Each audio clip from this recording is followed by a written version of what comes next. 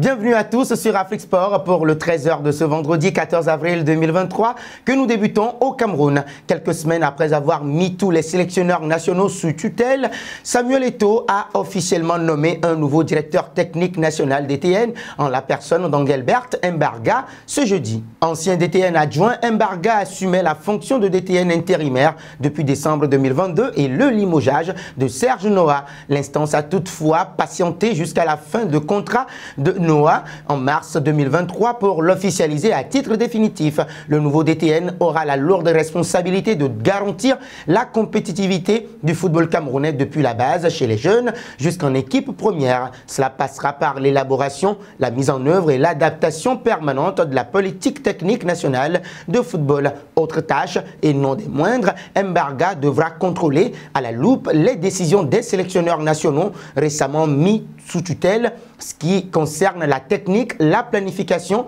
la préparation des listes avec la coordination de l'équipe nationale. Parlons du CHAN, l'organisation du championnat d'Afrique des Nations 2024 par la République démocratique du Congo RDC, de concert avec le Congo-Brazzaville, a été envisagée au siège de la Confédération africaine de football. Plus précisément, il s'agissait d'aborder les mesures prises ou à prendre favorables à la tenue éventuelle du CHAN 2024 dans les deux Congos. Au rang de celle-ci, la standardisation aux normes CAF de la qualité des stades de football susceptibles d'accueillir des compétitions CAF en RDC, à commencer par la mise en conformité complète, puis la réouverture des stades des Martyrs de Kinshasa et Frédéric Kibasa Maliba de Lubumbashi, indique le communiqué de presse publié à l'issue de la rencontre. À cet effet, une équipe de la CAF a été chargée de s'assurer de la conformité des stades et des travaux en cours d'exécution avec la mise en place des principes de gouvernance à la FECOFA, conformément aux directives de la CAF et de la FIFA, précise la note officielle. Nous voici arrivés à l'instant quiz avec 3 indices pour connaître notre joueur mystère du jour. Premier indice, je suis un défenseur de 23 ans de la Premier League. Deuxième indice, j'ai déjà joué pour Sochaux et Leipzig.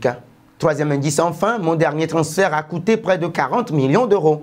Qui suis-je? Vos réponses sont attendues en commentaire. Nos félicitations à tous ceux qui ont répondu. Raphaël Léao lors de la dernière édition du 13h. C'était le joueur à trouver puisqu'il est un attaquant de 23 ans de la Série A qui a déjà joué au Sporting Portugal. Il s'appelle également Alexandre Conceição. Intéressons-nous à Aubameyang. Depuis plusieurs mois, Chelsea ne facilite pas la vie à Pierre-Emerick Aubameyang, mais les Blues ont décidé de faire un pas vers le joueur qui souhaite retourner au Barça. Ce qui n'est pas encore gagné. Sport & Athletic assure que la donne a changé et avec l'élimination en C1 qui se profile à l'horizon et des finances à assainir, Chelsea va devoir vendre. Ziyech, Mount, Gallagher et Loftus-Cheek seront cédés en priorité, tout comme Peña. Le concernant, les Londoniens veulent récupérer une dizaine de millions d'euros pour sa dernière année de contrat, ce qui n'est pas une bonne chose pour l'attaquant qui veut tout faire pour retourner au Barça. Il a déjà fait savoir au Blaugrana que ça ne lui poserait aucun problème d'être la doublure de Robert Lewandowski. En revanche, Sport précise que les dirigeants catalans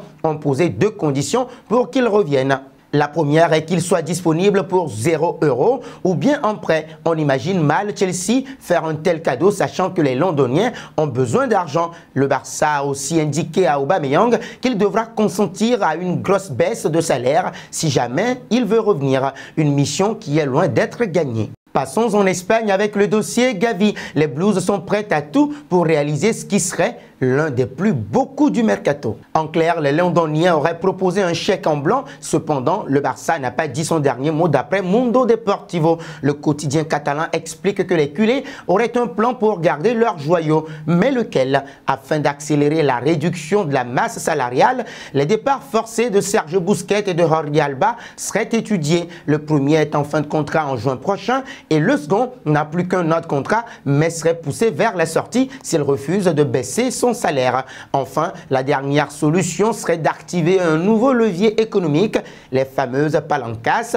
en vendant 24% de Barça Studios, ce qui rapporterait 100 millions d'euros dans les caisses barcelonaises. Restons avec le Barça. À la recherche d'un défenseur central, le FC Barcelone va bel et bien accueillir Iñigo Martinez, 31 ans, 13 matchs et 1 but en Liga cette saison. Comme pressenti ces dernières semaines, le taulier de l'Athletic Bilbao va rejoindre la Catalogne, libre au terme de son contrat au Pays Basque en juin prochain. Ce vendredi, le journaliste Fabrizio Romano explique que l'international espagnol a donné son accord depuis le mois de mars et que tous les documents ont été complétés. Les Blaugrana attendent désormais seulement le feu vert du fair play financier de la Liga pour enregistrer leurs recrues avec un bail de 2 ans à la clé. Une procédure qui pourrait toutefois prendre du temps comme on l'a constaté l'été dernier. Selon vous, Iñigo Martinez serait-il un bon profil et un bon renfort pour les Catalans? Vos réponses sont attendues en commentaire. Terminons en Allemagne. Selon Papa Mahmoud Gueye,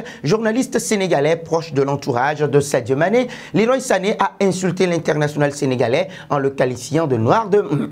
Mais ce vendredi matin, la presse allemande contredit cette version avec une révélation assez surprenante.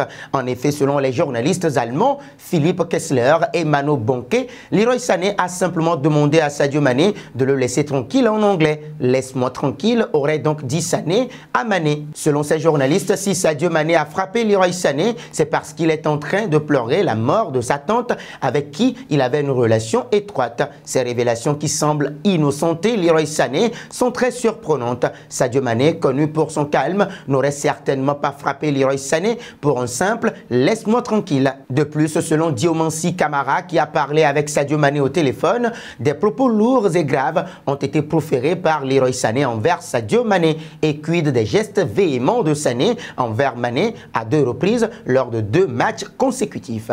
Et nous arrivons au terme de cette édition que nous bouclons avec la question du jour. Croyez-vous en cette version donnée par la presse allemande? Vos réponses sont attendues en commentaire. Mais en attendant, n'hésitez surtout pas de vous abonner sur Afrique-Sport et d'actionner la cloche de notification pour ne rien manquer du football continental et international.